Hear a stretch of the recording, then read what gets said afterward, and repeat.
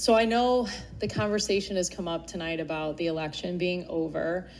And I really want to say after today, like, we need to move on, but there's something that needs to be addressed that I feel very strongly about. I always say documentation beats conversation, but yesterday I was pretty fired up. I hadn't checked my mail in a few days, and I got this flyer in the mail. I don't know if you recognize it. And I thought it was from some sort of PAC. A lot of the PACs send out ridiculous stuff. They did that to me when I ran.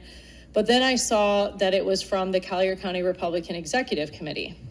And this is why I'm bringing this up here, because we have two board members who are members of this organization. And it says I was very concerned because, to me, I mean, I've been on this board since November of 22, and you've got on the front, A is for always trust the media, B is for Biden is great, C is for communism, D is for drag queens. Black Lives Matter poster, pride flags, gender inclusive pronouns on the chalkboard. On the back, it says, stop the indoctrination.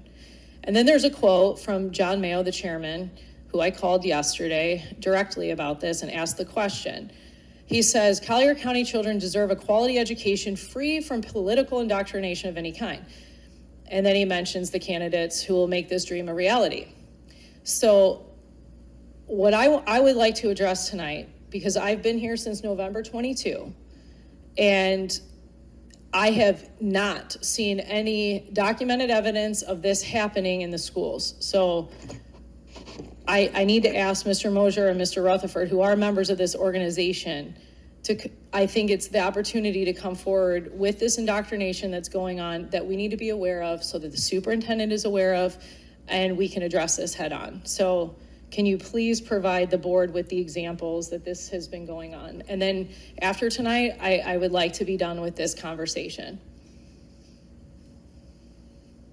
I really haven't heard about anything. I mean, there's been a couple little issues here and there. Okay, a couple little issues. Documentation beats conversation, right. So you can say the talking points.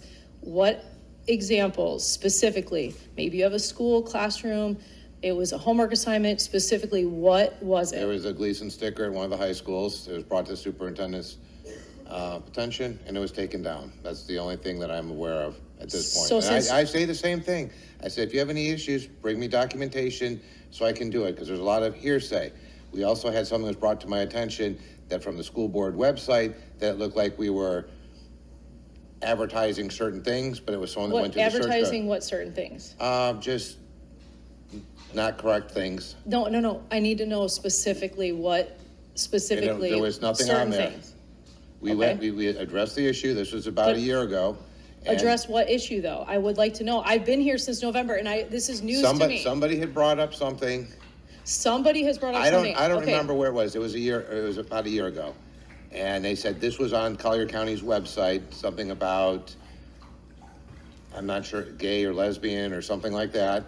And we went to it, and what they did is they hit a search. Remember that? That was about a year ago or so.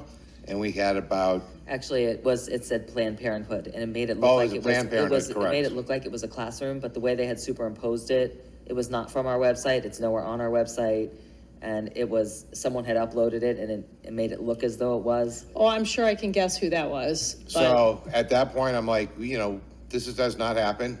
We had 3 people involved in the meeting, and they went to the search section of the website, and because you can search certain things. So it turns out that didn't happen. It did not happen. Okay. And then whoever the person was, I went and said, this is not on there.